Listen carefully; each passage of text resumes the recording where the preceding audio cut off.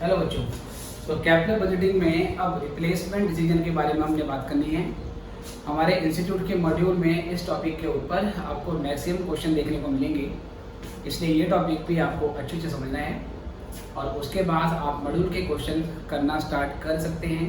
इसमें कौन कौन से क्वेश्चन कर सकते हैं वो आप लोगों को मैं बता दूंगा।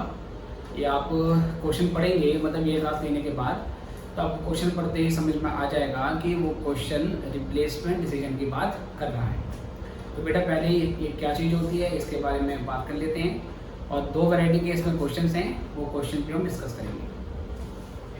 देखो बच्चों,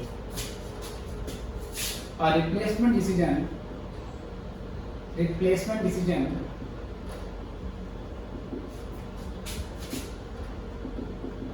occurs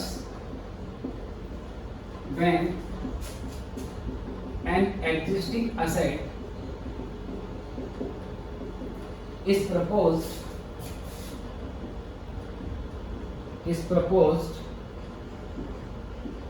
to be replaced with new। ठीक है सर। रिप्लेसमेंट डिसीजन उस सिचुएशन में अराइज होता है जब हमारे पास एक एग्जिस्टिंग असेट होती है और हम उस असेट को नई असेट से रिप्लेस करने के बारे में सोच रहे हैं। ठीक है सर। सर नई असेट के बारे में सोचते क्यों हैं? क्योंकि बेटा जो टेक्निक होती है उसमें बहुत रैपिडली चेंजेस आते हैं और कई बार हमें ऐसा लगता है कि अगर हम पुरानी असेट को डिस्पोज करके उसके बदले में नई असेट ले लेते हैं तो जो नई असेट हम लाएंगे उसमें शायद ऑपरेटिंग कॉस्ट कम होगी। ठीक है सर। या उस पर बेसिकली जो हमारा आउटपुट बन के आएगा उसका डिज़ाइन और ज़्यादा बेटर आपका हो जाएगा, सेलिंग प्राइस को बढ़ाने में आपको हेल्प करेगी, वो सारी चीज़ें होती हैं। तो इस सिचुएशन में हम डिसीजन कैसे लेंगे वो हमें सीखना है और इसमें भी दो तरीके के केस हैं। पहले केस 1 की बात करेंगे, फिर उसके बाद केस 2 की बात करेंगे। तो पहले बेटा इसमें केस 1 लेंगे। केस 1, व्हेन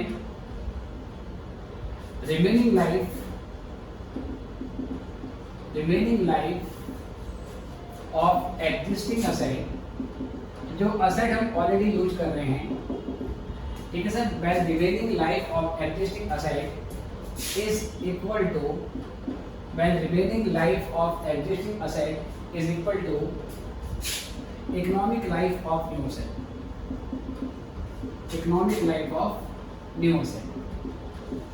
ठीक है सर। क्या कहना चाह रहे हैं इसमें? ये कहना चाह रहे हैं प्यारे बच्चों कि सपोज जो असेट ऑलरेडी हमारे पास है उसके भी 4 साल बचे हैं। मतलब वो असेट सपोज मान लीजिए हमने 6 साल पहले परचेज करी थी, 10 साल उसकी लाइफ थी, 6 साल हम ऑलरेडी यूज कर चुके हैं और उसके 4 साल और बाकी हैं। तो इस असेट की रिमेनिंग लाइफ 4 साल है और जो मैं नई असेट परचेज करके लाऊंगा उसकी लाइफ भी 4 साल ही है। तो पहला केस ये है कि जब एग्जिस्टिंग असेट की रिमेनिंग लाइफ और नई असेट की इकोनॉमिक लाइफ दोनों आपस में बराबर होती है, तो उस सिचुएशन में हम कैसे अपना डिसीजन लेंगे। ठीक है बेटा। तो इस केस में क्या होगा?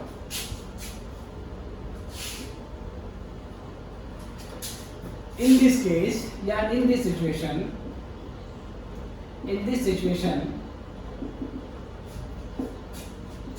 वी यूज incremental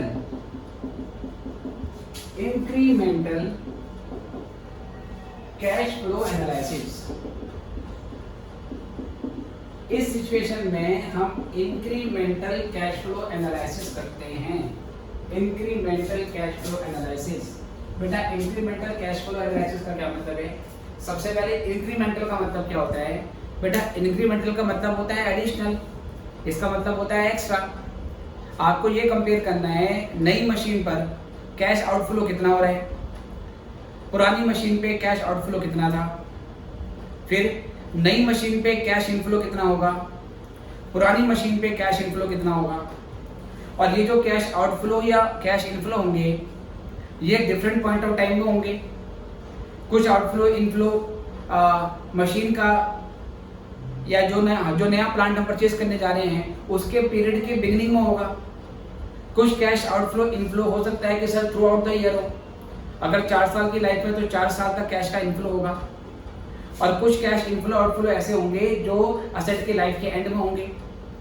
तो इंक्रीमेंटल का ये मतलब हुआ कि आपको ये पता लगाना होता है जो नया प्लांट आप परचेज करोगे, नई असेट परचेज करोगे, उस पर एडिशनल कितना, इंक्रीमेंटल का मतलब एडिशनल, उस पर एडिशनल कितना कैश आउटफ्लो होगा, उस पर एडिशनल कितना कैश इनफ्लो होगा, और आप इस कैश इनफ्लो और कैश आउटफ्लो की प्रेजेंट वैल्यू निकालकर एनपीवी निकालोगे।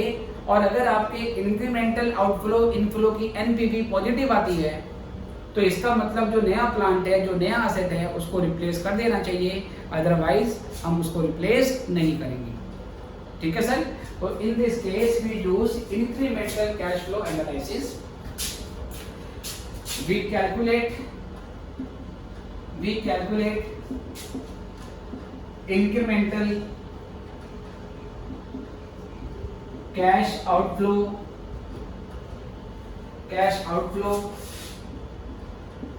and cash inflow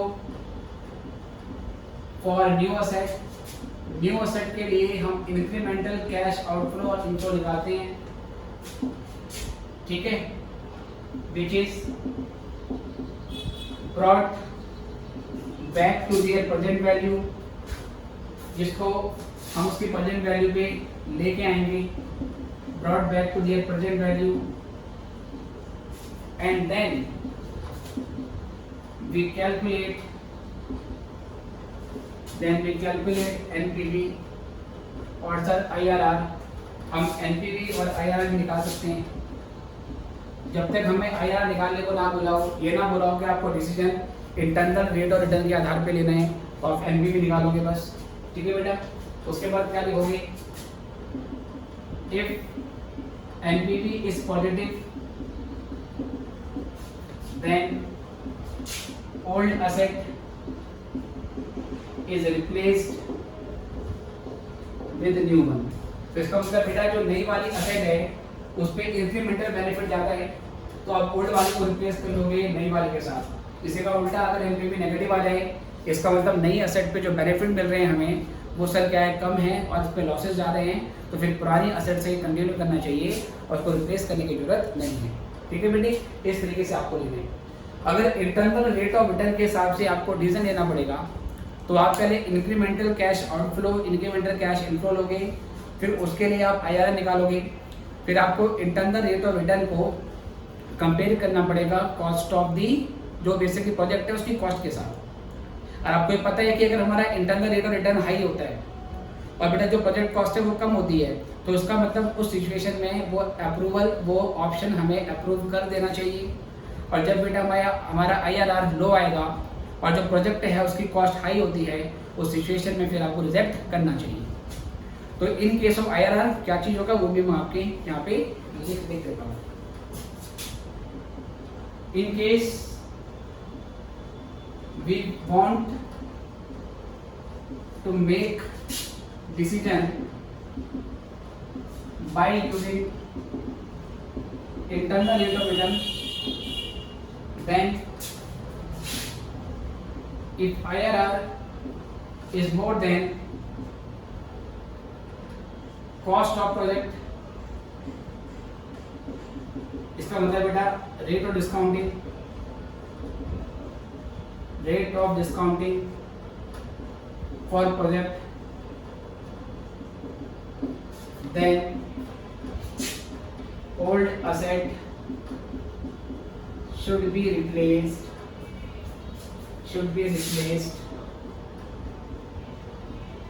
with new। तो फिर आपने उसको क्या करना है सर, रिप्लेस कर देना चाहिए। ठीक है, इतना नोट कर लो और फिर हम यहाँ से आगे इस पे क्वेश्चन देखेंगे बेटा, पहले इतना नोट कर लो।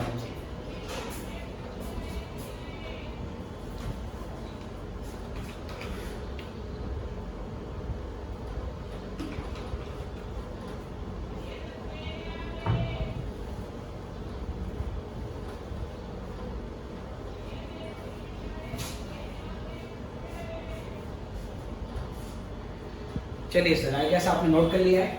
आप किसी भी टाइम वीडियो को पॉज करके इसको नोट कर सकते हैं।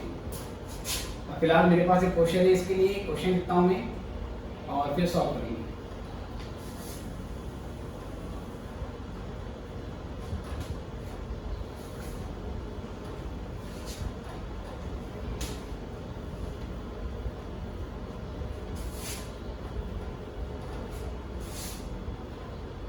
ओके बेटे, तो एक क्वेश्चन हमारे सामने है, तो इस तरीके का दिया हुआ है। एग्जाम्पल है पर्टिकुलर और यहाँ पर एग्जिस्टिंग प्लांट, ठीक है बेटा, जो प्लांट ऑलरेडी हम यूज कर रहे हैं, और यहाँ पर प्रोपोज प्लांट जिसको हम आपको नहीं बोल सकते हो बेटा, जिसको हम इम्प्लीमेंट करने के बारे में सोच रहे हैं। तो क्वेश्चन में डेटा कुछ ऐसे दिया है कि आपको प्रेजेंट बुक वैल्यू या कॉस्ट बोल सकते हैं, बेसिकली दोनों से। तो एक की वैल्यू है बेटा 24,000 और एक का वैल्यू है 54,000, ठीक है बेटी। इसके बाद बेटा जो लाइफ है, इसकी लाइफ दोनों की बोली हुई है 6 साल के साथ। ये 6 साल इसकी रिमेनिंग लाइफ है, 6 साल इसकी रिमेनिंग लाइफ है, और यहाँ पर भी 6 साल की लाइफ है सर, ये इकोनॉमिक लाइफ है, ठीक है, ये इकोनॉमिक लाइफ है। मतलब पुरानी एसेट बचे हुए 6 साल काम करेगी, इसके बदले नई ले आते हैं तो नई वाली भी 6 साल काम करेगी। उसके बाद क्वेश्चन में बेटा आपको कहता है जो डेप्रिसिएशन है, depreciation per annum,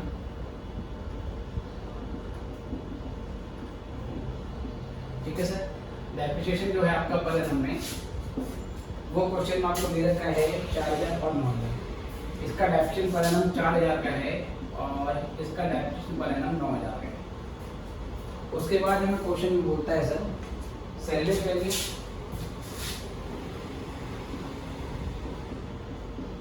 salaries value current वाली, मतलब पुरानी मशीन को अगर आज ही बेच दें, अगर पुरानी मशीन आज ही बेच दें और नई वाली खरीद लें, तो ये 20,000 में बिक जाएगी, ये 20,000 में बिक जाएगी, ठीक है सर।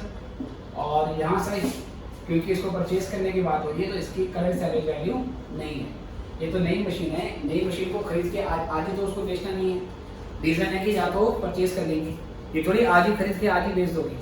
तो सैलरी वैल्यू केवल करंट वाली ओल्ड मशीन के लिए होगी, नई मशीन की करंट सैलरी वैल्यू नहीं होगी। करंट मशीन की फ्यूचर सैलरी वैल्यू हो सकती है कि जब करंट मशीन को इंस्टॉल करने के बाद में कभी बेचेंगे तो उसकी सैलरी वैल्यू हो सकती है। आगे क्वेश्चन में कहते हैं बेटा profit before depreciation and tax. हमें क्वेश्चन में आगे दे रखा है profit before depreciation and tax, ठीक है सर। और कितना है ये आपको दे रखा है 8,000 और 15,000, ये हर साल का दिया हुआ है सर, पर ये पर एनम है 8,000 और 15,000 सर, 8 और 15। उसके बाद क्वेश्चन में कहता है बेटा कि जो टैक्स रेट है आपका, टैक्स रेट है आपका सर क्या है 40% है। आगे क्वेश्चन में कहता है कि असेट को बेचने पे जो लॉस होगा, प्राइस जो असेट को बेचने पे जो लॉस होगा, वो लॉस का क्या इम्पैक्ट आएगा प्रॉफिट पे, अभी आपने उसको इग्नोर कर देना है। तो loss on sale of asset या profit on sale of asset जो भी होगा that has to be ignored, ये क्वेश्चन ने आपको बोल दिया। आपको सर डिसाइड करना है कि एडवाइस करना है, डिसाइड वेदर एग्जिस्टिंग असेट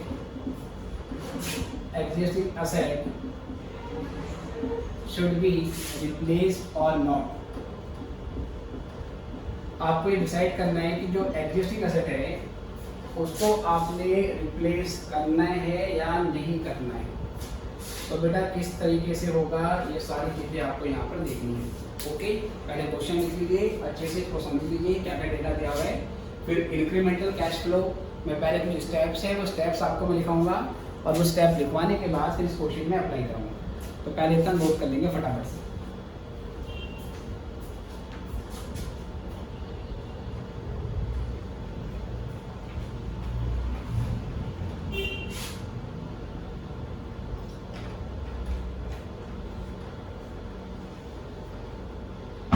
ठीक है सर, चलो बेटा करते हैं क्वेश्चन को।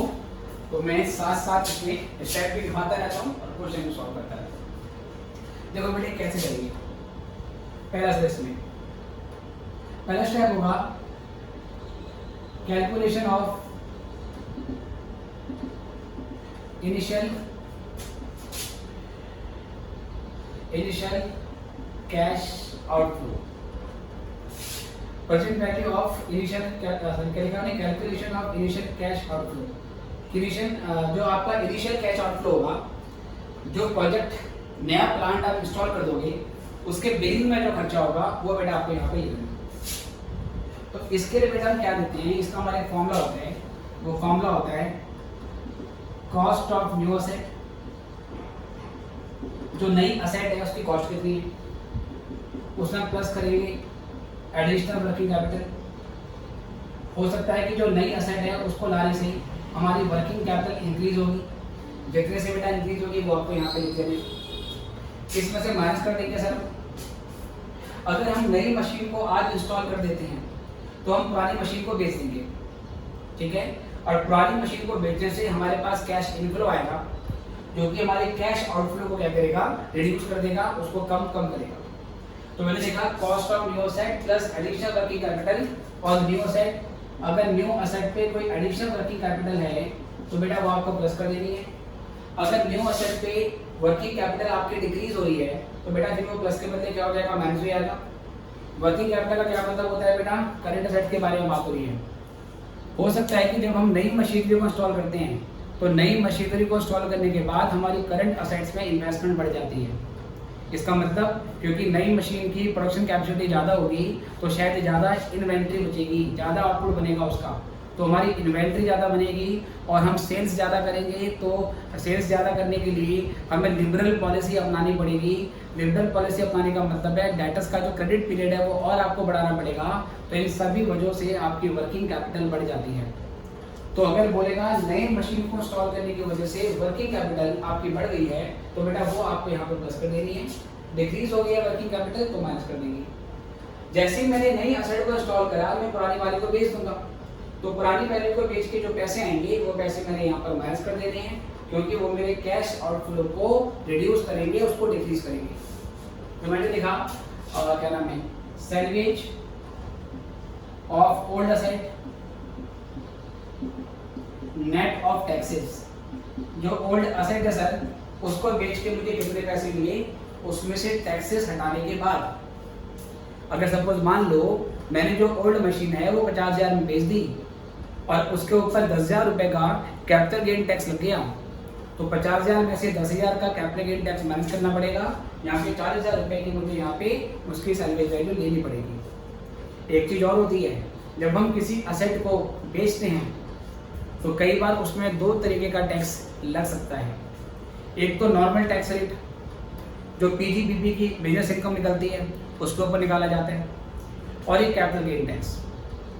दोनों टैक्स आपको यहाँ पे लेस करने के बाद फिर यहाँ पर नेट सैलवेज वैल्यू मिलनी है। सपोज मान लो एक असेट मैंने 1.5 साल पहले परचेज करी थी। 1.5 साल पहले 50,000 रुपये में मैंने परचेज किया था और आज 1.5 साल के बाद नई असेट को खरीदने के लिए मैंने उस असेट को सपोज 60,000 में बेच दिया, मान लो प्रॉफिट में बेच दिया। वैसे तो लॉस में बेचा जाता है, मान लो प्रॉफिट में बेच दिया। तो क्योंकि सर मैं 3 साल से पहले बेच रहा हूँ तो ये शॉर्ट टर्म कैपिटल गेन है। अगर आपने कैपिटल गेन का चैप्टर पढ़ा है तो मैक्सिमम सिचुएशन में 3 साल से पहले बेच देते हो तो वो शॉर्ट टर्म कैपिटल गेन या लॉस बनता है, ठीक है सर। तो 1.5 साल की जो आपकी असेट थी उसको बेचने पे आपका 10,000 का कैपिटल गेन हो गया। तो कैपिटल गेन का टैक्स का रेट दिया होगा तो आप पहले कैपिटल गेन पे टैक्स रेट लगाओगे। और उसके अलावा सर आपकी जो असेट 1.5 साल पहले परचेज करी थी मान लो 50,000 में, उसकी आज बुक वैल्यू अगर 40,000 की है, 40,000 की बुक वैल्यू वाली चीज अगर आप 60,000 में बेच रहे हो तो 20,000 का आपको बिजनेस प्रॉफिट होता है।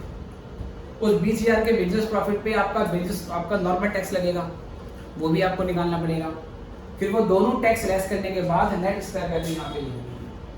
तो मॉड्यूल में एक क्वेश्चन है जिसमें एक ही क्वेश्चन में नॉर्मल टैक्स रेट भी लग रहा है और कैपिटल गेन टैक्स रेट भी लग रहा है। तो जब वो टॉपिक आएगा मैं वहाँ पर आपको समझाऊंगा, ठीक है सर। तो पहला क्या है, cost of new asset plus additional working capital of new asset minus salvage of the old asset. अगर मैं यही यहाँ पे लगा दूँ तो जो नई असेट है बेटा उस नई असेट की कॉस्ट है आपकी 54,000। बाकी नई असेट पे अभी कोई वर्किंग कैपिटल नहीं है। अगर मैं इस असेट को आज परचेज कर लेता हूँ तो मैं पुरानी वाली असेट को बेच दूंगा। पुरानी वाली जो बेटा मेरी असेट है उस पुराने वाले असेट पे बच्चों कहता है कि मुझे आज बेचने पे 20,000 रुपये मिल जाएंगे, तो मैं 20,000 रुपये से यहाँ पे क्या कर रहा हूँ, माइनस कर रहा हूँ सर, ये स्क्रैप हो गई। अब बेटा क्वेश्चन कह रहा है कि जो हमारा पुरानी असेट को बेचने पे प्रॉफिट या लॉस होगा उसके टैक्स कैलकुलेशन नहीं करनी है, वो क्वेश्चन में लाइन बोल दी है सर, मैंने यहाँ पे लिखवाई नहीं है, ठीक है। अगर पेपर में लिखा हुआ आएगा कि पुरानी असेट को बेचने पे जो प्रॉफिट लॉस होगा उसके टैक्स इम्प्लीकेशन को इग्नोर कर दो, तो आपने पूरा 20,000 देना है यहाँ पर। अगर पुरानी असेट को बेचने पे प्रॉफिट लॉस का टैक्स इम्पैक्ट आपने इग्नोर नहीं करना है तो उस पर कैसे कैलकुलेशन होगी, उसके लिए सेपरेट क्वेश्चन है मॉड्यूल में, तो जब बताऊंगा तब वहाँ पे डिस्कस करूंगा। अभी के लिए मैं पुरानी असेट की स्क्रैप वैल्यू पे टैक्स इम्प्लीकेशन नहीं दे रहा हूँ, क्वेश्चन ही इग्नोर करने को बोल दिया है, मैंने लिखवाया नहीं है क्वेश्चन में, पर ऑलरेडी बता दिया आपको और 2-3 बार बोल दिया ये मैंने बात। 54 में से बेटा 20 माइनस कर दो, तो 34,000 की बेटा आपकी कॉस्ट पड़ेगी, ठीक है सर। ये नई असेट आपको अल्टीमेटली 34,000 की पड़ी, और क्योंकि ये खर्चा आपको in the beginning of new asset करना है तो ये प्रेजेंट वैल्यू भी बन जाएगी। तो ये प्रेजेंट वैल्यू ऑफ आउटफ्लो है एट 0 टाइम पीरियड, मतलब in the beginning of the time period. ये करने के बाद हमारा जो सेकंड स्टेप होता है वो होता है present value of incremental subsequent cash flows,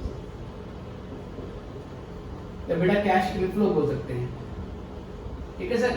तो मैंने यहाँ पे क्या लिखा, calculation of initial cash outflow, और इनिशियल कैश आउटफ्लो कौन से लेते हैं बेटा, इसको मैं लिख रहा हूँ इंक्रीमेंटल,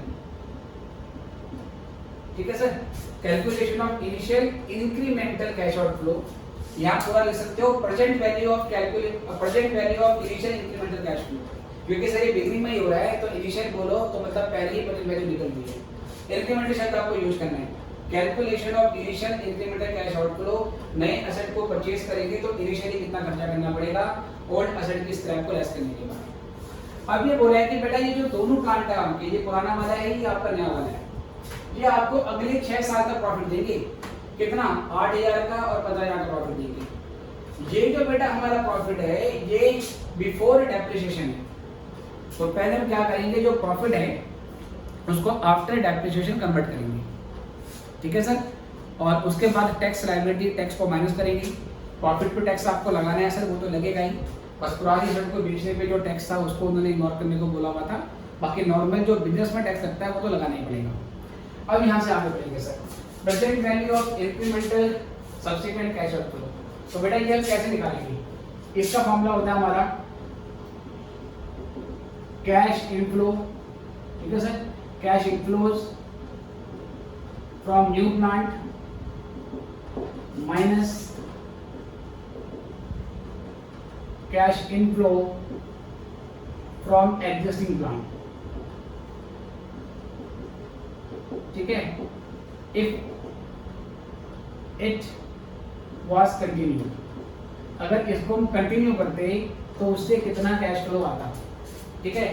अब नए वाले प्लांट को इम्प्लीमेंट कर देंगे तो वो 6 साल तक हमें कितना कैश प्रॉफिट देगा या कैश फ्लो देगा, वो ले लेना है, माइनस कर देंगे। अगर हम नया प्लांट इम्प्लीमेंट नहीं करते तो पुराने वाले प्लांट से हमें कितना कैश इनफ्लो मिलता रहता, इन दोनों के डिफरेंस को क्या बोला जाएगा, इंक्रीमेंटल, मतलब नए प्लांट से एडिशनल कितना कैश इनफ्लो मिल रहा है।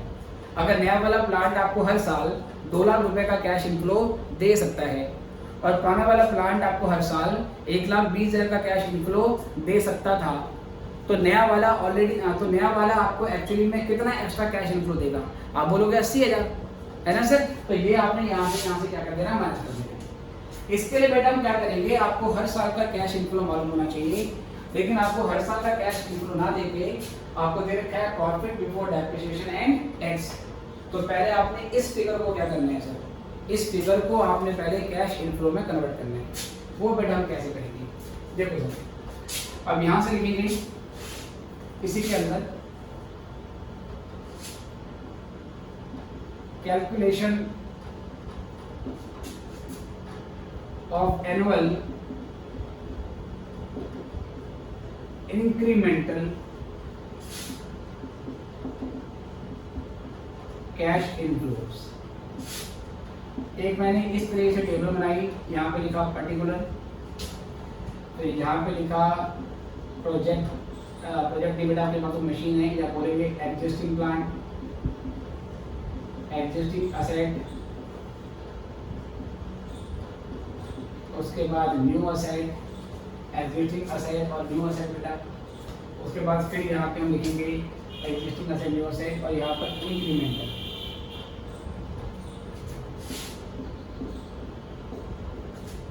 ठीक है, तो पहले से यहाँ से बात कर लेंगे हम प्रॉफिट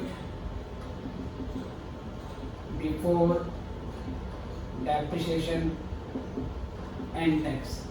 तो बेटा ये प्रॉफिट आपको दे रखा है 8,000, 15,000, 7,000, यहाँ से लेस करो डेप्रिसिएशन। सर डेप्रिसिएशन है इसका कितना कितना डेप्रिसिएशन है इसका 4, इसका 9, तो यहाँ से 4 माइनस करो, यहाँ से 9 माइनस करो, 5 का डेप्रिसिएशन है एक्स्ट्रा, तो यहाँ से आ जाएगा आपका प्रॉफिट बिफोर टैक्स 8 में से 4 गए 4, 15 में से 9 गए 6, और डिफरेंस आ गया 2,000। अब यहाँ से लेस करेंगे टैक्स, टैक्स है एट द रेट ऑफ 40%, तो 4,000 का बेटा 40% निकाल लो, ये हो जाएगा आपका 1,600, और 6,000 का आएगा 40%, ये आ जाएगा आपका 2,400, और 1,600 में से 2,400 को लेस करने के बाद प्यारे बच्चों ये हो जाएगा आपके पास 800। अल्टीमेटली बेटा ये सब करने के बाद अब आपके पास आ जाएगा प्रॉफिट आफ्टर टैक्स, ये हो जाएगा आपका 2,400, ठीक है बेटा, और ये हो जाएगा 3,600, और ये हो जाएगा बेटा आपका 1,200। ये करने के बाद क्या करना है बेटा, ये करने के बाद आप डेप्रिसिएशन को ऐड बैक कर दोगे। सर डेप्रिसिएशन ऐड बैक क्यों कर रहे हैं बेटा, हमारा ये जो प्रॉफिट आया ना सर, प्रॉफिट आफ्टर टैक्स, ये कैश प्रॉफिट नहीं है। कैश प्रॉफिट क्यों नहीं है, क्योंकि प्रॉफिट लॉस अकाउंट में कई नॉन कैश एक्सपेंसेस डेबिट हो जाते हैं। नॉन कैश एक्सपेंसेस वो एक्सपेंसेस होते हैं जो प्रॉफिट को तो रिड्यूस करते हैं, लेकिन कैश में उसका कोई इम्पैक्ट नहीं आता। तो डेप्रिसिएशन भी नॉन कैश एक्सपेंडिचर होता है। तो वो जो नॉन कैश एक्सपेंडिचर है बेटा, उसको हम क्या करेंगे, एड बैक करेंगे, क्योंकि कैश प्रॉफिट अलग चीज़ होती है और नेट प्रॉफिट अलग चीज़ होती है। या आपने कैश फ्लो स्टेटमेंट के चैप्टर में सीखा हुआ है। तो मैं क्या करूँगा बेटा, डेप्रिसिएशन को वापस जोड़ दूंगा, जो कि था 4,000, और ये क्या था बेटा 9,000, और ये था 5,000। और बेटा ये करने के बाद अल्टीमेटली यहाँ से मेरा आ गया कैश इनफ्लो, या बोल सकता हूँ कैश प्रॉफिट। ठीक है सर, कैश इनफ्लो या प्रॉफिट पर एनम, तो ये हो जाएगा आपका 6,400, ये हो जाएगा आपका 9 और 3 12,600। और बेटा इसका अंतर निकालेंगे तो सर 7,200, सॉरी 6,200 बेटा, तो 6,200 का अल्टीमेटली सर यहाँ से इंक्रीमेंटल कैश इनफ्लो हो गया। इसका मतलब जो आपकी पहले वाली असेट है, सॉरी जो आपकी नई वाली असेट है, उस नई वाली असेट पे आपको हर साल इतने का कैश इनफ्लो एक्स्ट्रा मिलेगा। तो पहले ये निकाला कि पीरियड के बिगिनिंग में कितना आउटफ्लो हो रहे हैं, सब्सिक्वेंट कितना जाने, फिर एक तीसरा स्टेप होगा जिसको हम बोलेंगे टर्मिनल। ठीक है सर, तीसरा होता है आपका टर्मिनल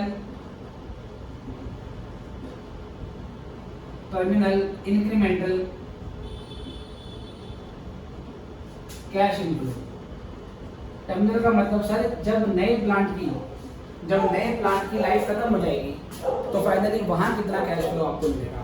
तो यहाँ पर सर क्या लिखेंगे, क्या लिखेंगे हम, सैलरीज ऑफ न्यू प्लांट या सैलरीज ऑफ न्यू असेट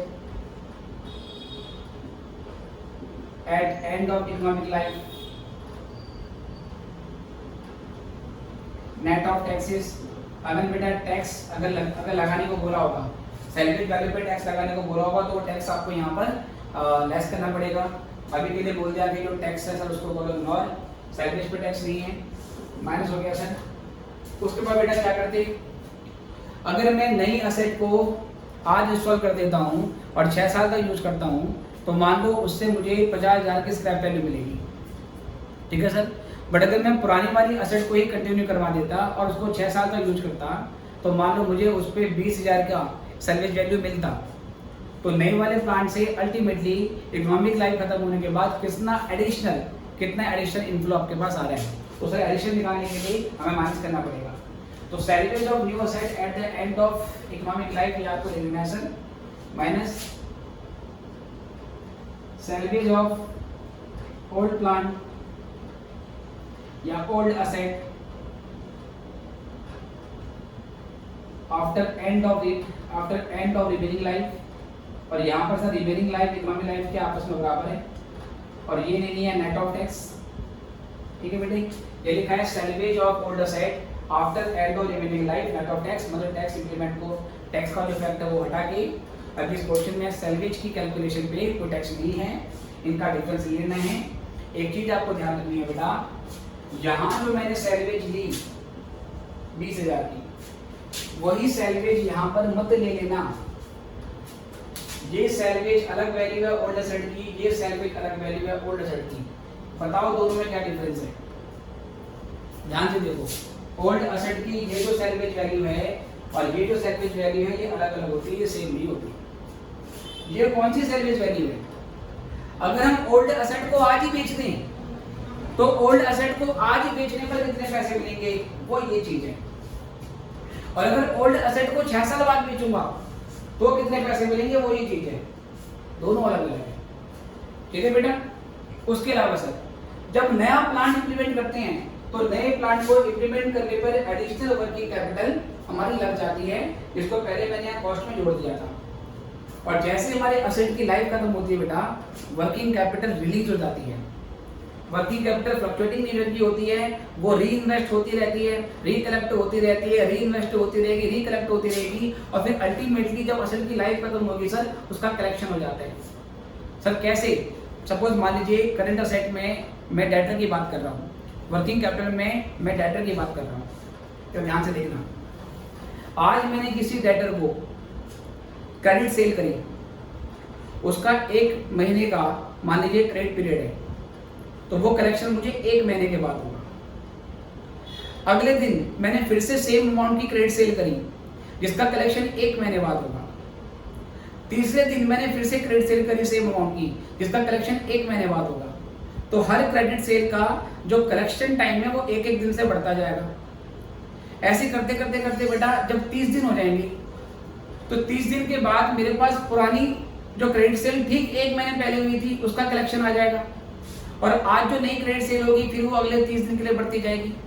तो आप देख रहे हो कि पहले मैंने बोला वर्किंग कैपिटल बढ़ेगी, इनिशियली जब आपकी क्रेडिट सेल क्या होगा सर, होगी, और जब कलेक्शन हो जाएगा डेटर से सर वो घटता रहेगा, फिर रीसेल होती रहेगी, बढ़ता रहेगा, फिर घटता जाएगा। तो वर्किंग कैपिटल इसी तरीके से क्या होती है सर, इन्वेस्ट होती है, रिकवर होती है, इन्वेस्ट होती है, रिकवर होती है।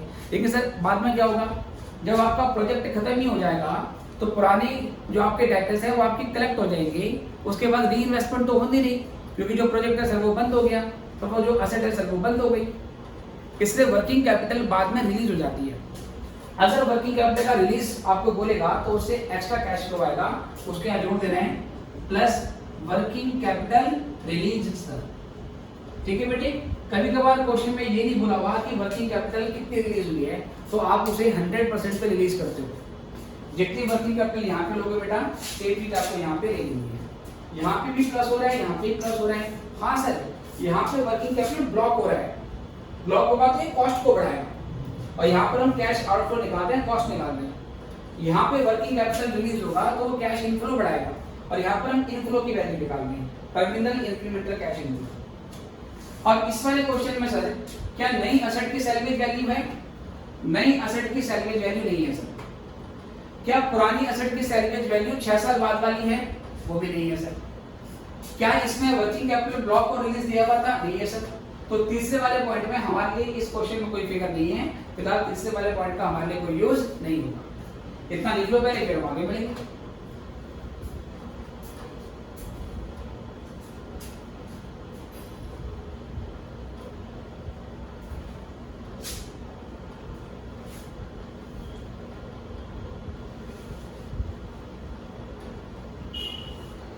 चलिए बच्चों, आई गेस आपने कर लिया है। अब बेटा अल्टीमेटली क्या होगा, ये सब करने के बाद अब मुझे एनपीवी निकालनी है।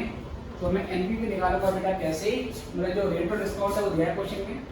हाँ बेटा, रेट ऑफ डिस्काउंट क्वेश्चन में गिवन होगा तो मुझे क्वेश्चन में बोला हुआ है कि जो आपका डिस्काउंटिंग का रेट है बेटा वो 10% है बेटा। ये चीज क्वेश्चन में ऐड कर लेना आपको। इसी क्वेश्चन में आपका जो रेट ऑफ डिस्काउंटिंग है वो 10% है। ठीक है सर, रेट ऑफ डिस्काउंटिंग हमारा 10% का लेके चलना है, ये क्वेश्चन में बोल दिया। अब मैं क्या करूंगा बेटा, एनपीवी निकालूंगा। ध्यान रखना है हर साल के कैश इनफ्लो कितना है 6200, तो मैं हर साल के कैश इनफ्लो लिखता रहूंगा और सर यहाँ से सॉल्व करूंगा। तो अब मैं क्या कर रहा हूँ सर, ये वाला हिस्सा मैं मिला देता हूँ ऊपर वाला और सर ये भी मिला देता हूँ। ये फिगर ध्यान रखना है 34,000 और वो तो मुझे चाहिए। चलिए 34,000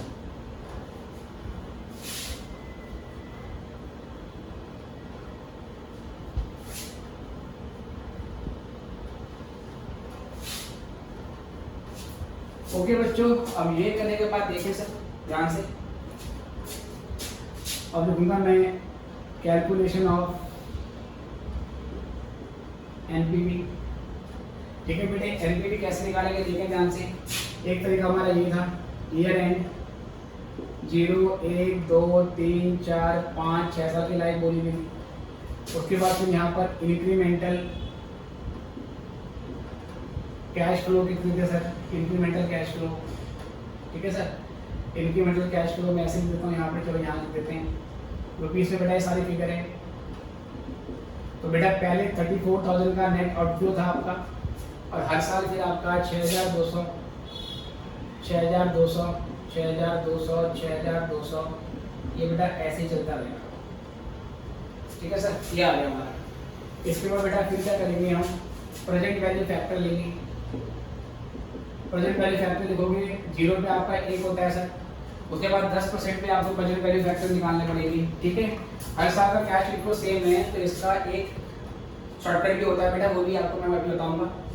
तो पहले प्रेजेंट वैल्यू फैक्टर इसका 1 ले लोगे, और रेट ऑफ डिस्काउंट क्वेश्चन में बोला था 10%, तो प्रेजेंट वैल्यू फैक्टर निकालना है 10% से, तो 1 / 1.1 सर ये था आपका 0.9091। ठीक है सर, उसके बाद 0.8264 0.7513 0.6830 या 3 कर लेते हैं तो चलो 0.6209 और 0.5644। अब ये करने के बाद बेटा आप प्रेजेंट वैल्यू निकालोगे, है ना sir, present value of incremental cash flow. ये जो कैश फ्लो आपके हुए थे उसकी प्रेजेंट वैल्यू निकालोगे। सर ये कैसे आएगा आपको पता है, आपने पहले क्या हुआ बच्चों, आपको सिंपल ही मल्टीप्लाई कर देना है, इसकी इससे मल्टीप्लाई, इसकी इससे मल्टीप्लाई, इसकी इससे, सारे मल्टीप्लाई करने के बाद यहाँ से आपकी एनपीवी निकल के आ जाएगी। अगर बेटा ये एनपीवी पॉजिटिव आ गई तो आप क्या बोलोगे कि आपको पुरानी असेट को रिप्लेस करके नई असेट को यूज कर लेना चाहिए, क्योंकि नई वाली असेट पे इंक्रीमेंटल बेनिफिट आपका ज़्यादा है कॉस्ट के मुकाबले। ठीक है बेटा, सॉल्व कर लो, ये आंसर आ जाएगा। तो ये क्वेश्चन वैसे आपका खत्म हो जाएगा। ऑल्टरनेटिव सर, जिस क्वेश्चन में हर साल के कैश इनफ्लो सेम होते हैं, जिस क्वेश्चन में हर साल के कैश इनफ्लो सेम होते हैं और सर कोई सैलरी वैल्यू भी नहीं है हमारी, तो ये भी चेंज नहीं हुआ, तो सिचुएशन में आप एनपीवी ऐसे निकाल सकते हो sir.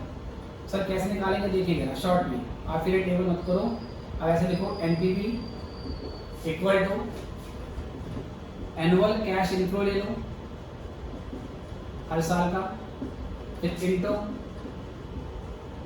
Cumulative present value factor ले लो फॉर एन ईयर्स। ठीक है सर, फॉर एन ईयर्स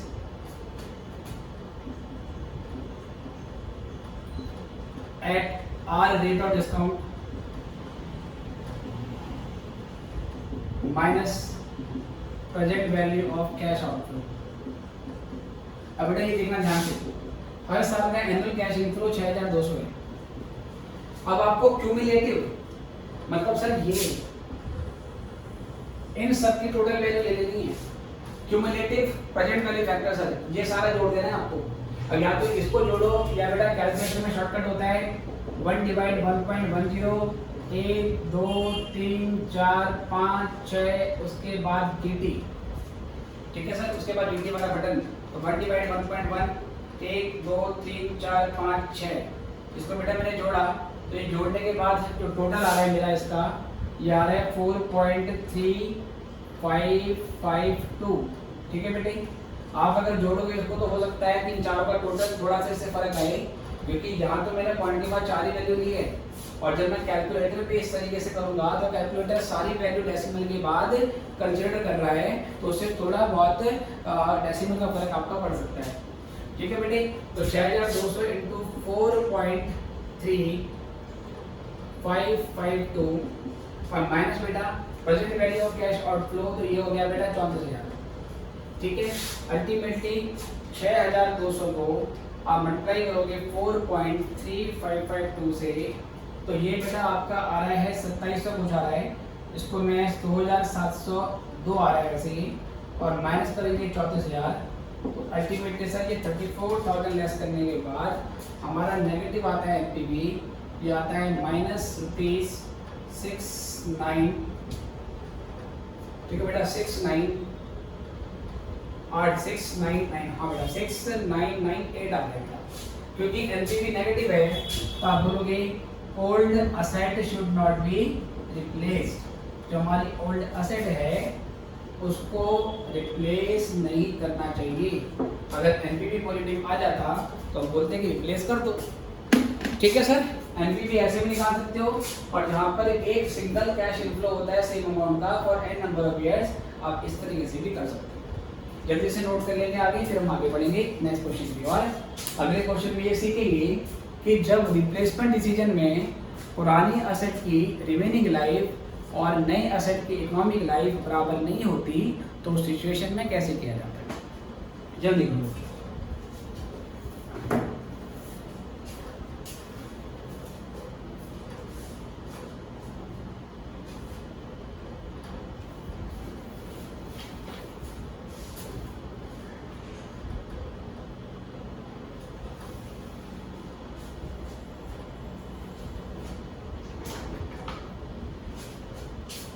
चलिए बच्चों, आई गेस आपने कर लिया है। आप किसी भी टाइम इस वीडियो को पॉज करके इसको नोट कर सकते हैं। तो मैं अब अगले केस की ओर आता हूँ।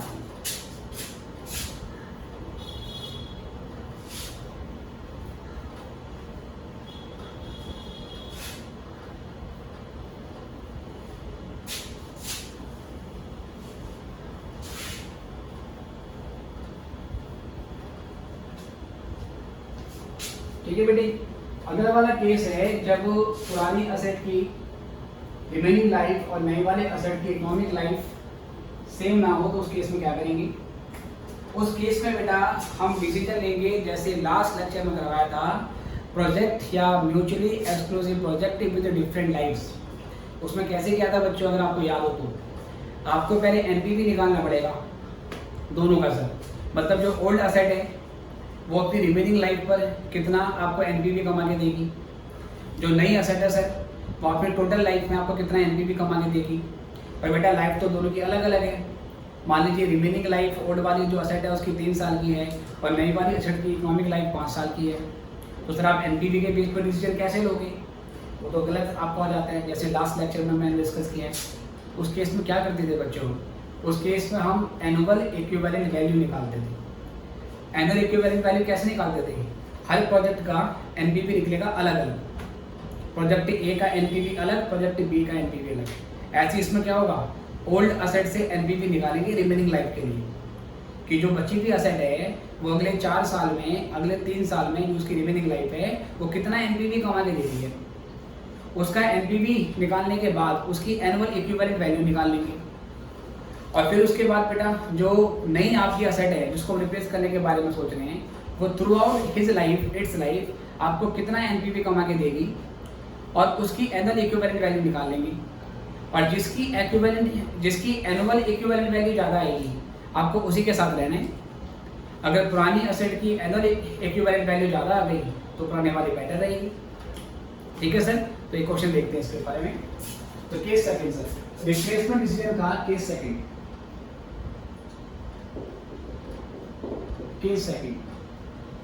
when remaining life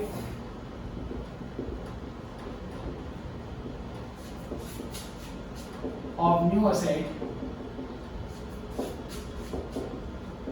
is not equal to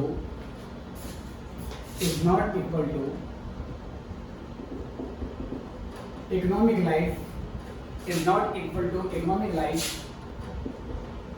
यहाँ बेटा ओल्ड लिखेंगे ना, when remaining life of old asset is not equal to economic life of new asset.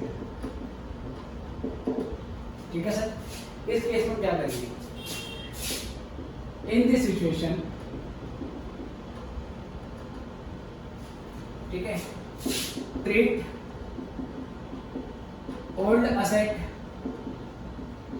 and new asset, ठीक है, like to mutually exclusive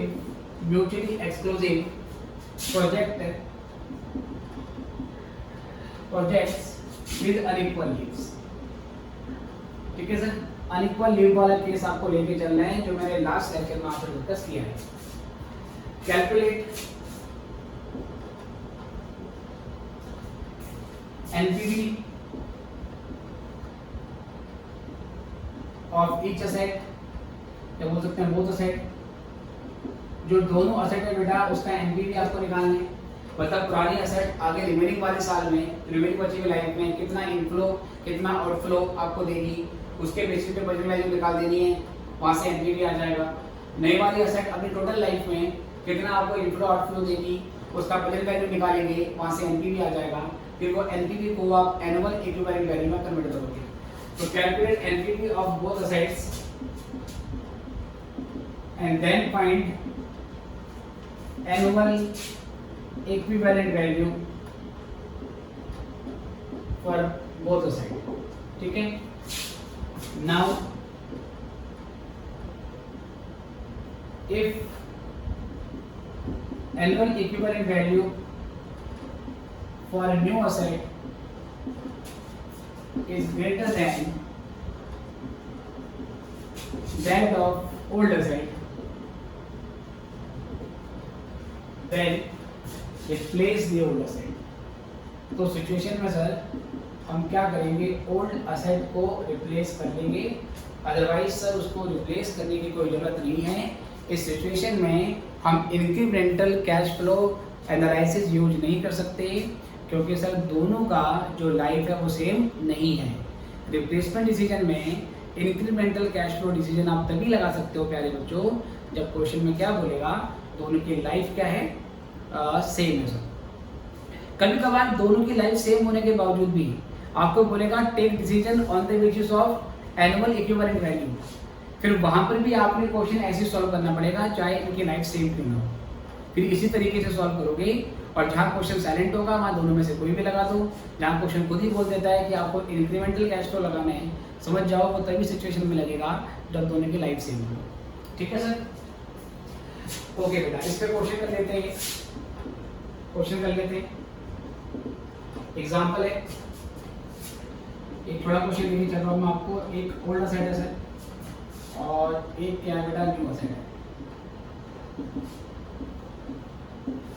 ठीक है, जो ओल्ड असेट है इसकी क्वेश्चन के बारे में कहता है कि इसकी कुछ ऐसे कंडीशन आपको बोली है. इसकी सर बुक वैल्यू तो हमें क्वेश्चन में दी होगी, बुक वैल्यू या कॉस्ट. तो जो ओल्ड वाली असेट है उसकी बुक वैल्यू 20,000 की है, नई असेट की जो कॉस्ट है बेटा वो 30,000 की है. और उसके बाद सर लाइफ, इसकी लाइफ 2 साल बची है रिमेनिंग, और इसकी जो लाइफ होगी बेटा वो 3 साल की है, वो है इकोनॉमिक. ठीक है, उसके बाद सर कैश इनफ्लो जो है, जो कैश इनफ्लो है बेटा ये आपको अगले 2 साल में cash flow inflow at year end 1, 2, 3 ये आपको आने वाले साल में 15,000 और 18,000 का कैश इनफ्लो कमा के देगी अगले 2 साल के लिए. और ये जो होगा बेटा ये आपको 12,000 और फिर उसके बाद 18,000, ठीक है बेटा, 15-18 हो गया आपका ये 12, उसके बाद फिर ये 28,000, और फिर सर आपको सपोज ये 20,000 का कैश इनफ्लो आपको कमा के देंगे, ठीक है सर, ये आपको यहाँ से दे दिए। और क्वेश्चन उसके बाद कहता है कि बेटा जो डिस्काउंटिंग का रेट है, रेट ऑफ डिस्काउंटिंग जो है वो बेटा आपका 10% है। जैसे रेट कुछ भी दिया होगा 12% लेगा नहीं, मैं सभी क्वेश्चन में सिंगल रेट लेके चल रहा हूँ, पेपर में जो दिया होगा उसके हिसाब से करना पड़ेगा। तो क्वेश्चन में सर आपको डिसाइड करना है कि जो ओल्ड असेट है उसको रिप्लेस किया जाए या नहीं किया जाए। कैश इनफ्लो आपको डायरेक्टली दे रखा है, पिछले क्वेश्चन में कैश इनफ्लो नहीं दिया था, आपको प्रॉफिट बिफोर डेप्रिसिएशन दिया था, उसको कैश इनफ्लो में कन्वर्ट किया। और कभी कभार तो क्वेश्चन में सर चीज़ें सेल्स दी होती है, आपको सेल्स में से प्रॉफिट निकालना पड़ता है। आपको सेल्स गिवन होगी, वेरिएबल कॉस्ट दी होगी, सेल्स में से वेरिएबल कॉस्ट माइनस करोगे कंट्रीब्यूशन आ जाएगा, कंट्रीब्यूशन में से फिक्स कॉस्ट माइनस करोगे प्रॉफिट बिफोर टैक्स आ जाएगा, फिर टैक्स लेस करोगे प्रॉफिट आफ्टर टैक्स आ जाएगा, फिर डेप्रिसिएशन ऐड बैक करना पड़ेगा। तो ऐसे क्वेश्चन भी होंगे जहाँ पर पहले कैश इनफ्लो भी कैलकुलेट करना पड़ेगा। अभी के लिए मान के चलते हैं सर जो कैश इनफ्लो है वो क्वेश्चन में यहाँ पर गिवन है, नई वाली असेट की कोई सैलरी वैल्यू नहीं है, और सर जो ओल्ड वाली असेट है उसकी भी कोई सैलरी वैल्यू नहीं है। अगर दी होगी तो फिर जो हमारा इनफ्लो सेकंड या थर्ड ईयर का होगा उसमें सैलरीज को प्लस कर देते हैं, ये आपको पता ही है। अब सर दोनों असेट की लाइफ अलग अलग है, यहाँ 2 साल की है, यहाँ 3 साल की है, तो मुझे करना क्या पड़ेगा, दोनों के लिए एनुअल इक्विवेलेंट वैल्यू निकालनी पड़ेगी। तो पहले मैं कैसे करूँगा सर, देखना बेटा ध्यान से आंसर में। तो calculation of NPV and annual equivalent value, paper में बेटा पूरा लिख के आना है आपको, शॉर्टकट मत मारना। तो पहले यहाँ पे मैंने लिखा old asset, old asset sir, यहाँ पे लिखा मैंने ईयर एंड 0, 1, 2 इतनी लाइफ है इसकी सर। यहाँ पर फिर क्या हमारे पास cash annual cash flow, annual cash flow बेटा ओल्ड असेट पे यहाँ पर कोई कैश फ्लो नहीं लेना है जरूरी, क्योंकि 20,000 ओल्ड असेट की बुक वैल्यू है, ये परचेज वैल्यू नहीं है। ओल्ड असेट तो पहले कभी परचेज कर ली होगी, जब पहले कभी परचेज करी होगी तो तभी उसका कैश आउटफ्लो हो गया होगा, राइट सर। आज उसकी वैल्यू 20,000 की है, इसका ये मतलब नहीं है कि आज हमारी जेब से 20,000 रुपए जा रहे हैं, कहाँ जा रहे हैं। तो ओल्ड वैल्यू का, ओल्ड असेट का कैश आउटफ्लो आपको नहीं देना। आगे आने वाले ईयर में ये आपको इनफ्लो दे रहा है, ये दे रहा है आपको 15,000 का, ठीक है सर, ये सारी फिगर रुपीस में, ये देगा 15,000 का और ये देगा 18,000 का। ओके, आई होप आपके समझ में आ गया है कि एनुअल कैश फ्लो में आउटफ्लो में ओल्ड असेट का नहीं लेना है, क्योंकि 20,000 ओल्ड असेट की बुक वैल्यू है और 30,000 नई वाले जो असेट की कॉस्ट है। तो नई वाली असेट के एनपीवी निकालते वक्त वहाँ पर 30,000 का outflow in the beginning of the year दिखाना है, लेकिन यहाँ पर नहीं दिखाना है सर, क्योंकि यहाँ पर प्रेजेंट वैल्यू हम ओल्ड असेट की बिगिनिंग वाली नहीं निकाल रहे, हम प्रेजेंट वैल्यू इस पॉइंट पे निकाल रहे हैं जिस पॉइंट पर रिप्लेसमेंट का डिसीजन लिया जा रहा है। Got this. अब यहाँ से क्या करेंगे बेटा, अब यहाँ से लेंगे प्रेजेंट वैल्यू फैक्टर एट 10%। तो बेटा ये पहले वाले का वर्ग रहता है और तो यहाँ पर कुछ है नहीं अभी, ये 0.9091 आता है जहाँ तक मुझे याद है, और शायद अगला वाला 0.8264 आता है। तो 1 डिवाइड 1.1 बिल्कुल सही है सर, 0.8264 आ रहा है। तो ये जो रेट है आपका, इस पे इतने क्वेश्चन करने हैं कि पीवी फैक्टर भी याद हो गया है। तो यहाँ पर present value of cash flow, अब सर ये निकालेंगे present value of cash flow, खाली मैं ऐप लिख रहा हूँ उसको, present value of cash flow. यहाँ तो बेटा कुछ भी नहीं है, 0 है, 15,000 इंटू 0.9091,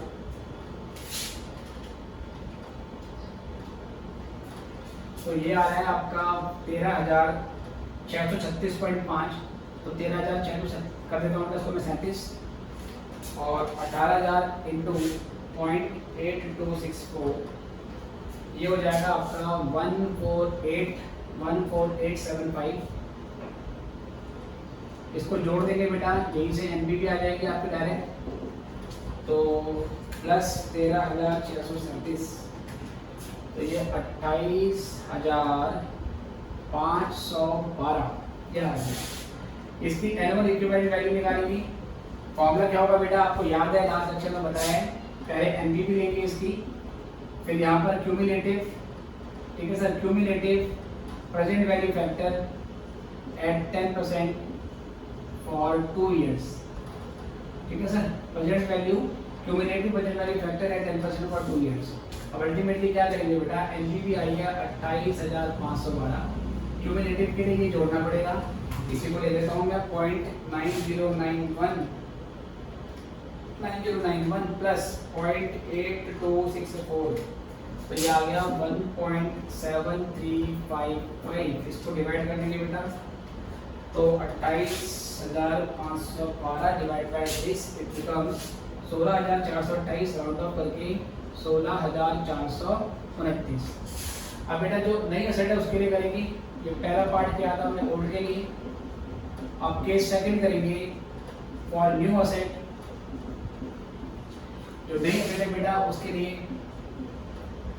ईयर एंड 0, 1, 2, 3 साल की लाइफ है, उसके बाद एनुअल कैश फ्लो सर कितने हैं, एनुअल कैश फ्लो इसमें पहले आउटफ्लो 30,000 का, ये लेना पड़ेगा, और ये है 12,000,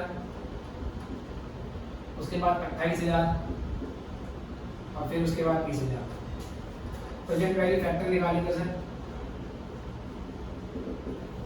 तो ये 1, उसके बाद 0.9091, 0.8264, 1 डिवाइड 1.1843, और 0.7513।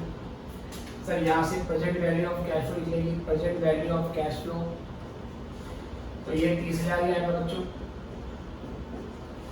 फिर 12,000 इंटू 0.9091, ये आपका आ जाएगा 10909, ठीक है सर।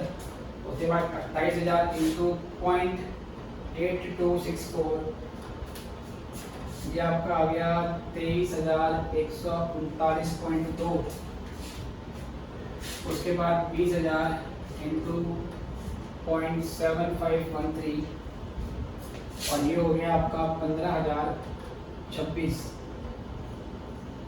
यहाँ से बेटा एनपीवी निकाल लेंगे इसकी, तो 15,026 प्लस 23,139 प्लस 10,909, और माइनस कर दीजिए बेटा इसमें से 30,000, तो ये लेस करने के बाद ये आ रहा है हमारा 19,074, ठीक है सर, ये हमारा यहाँ से आ गया।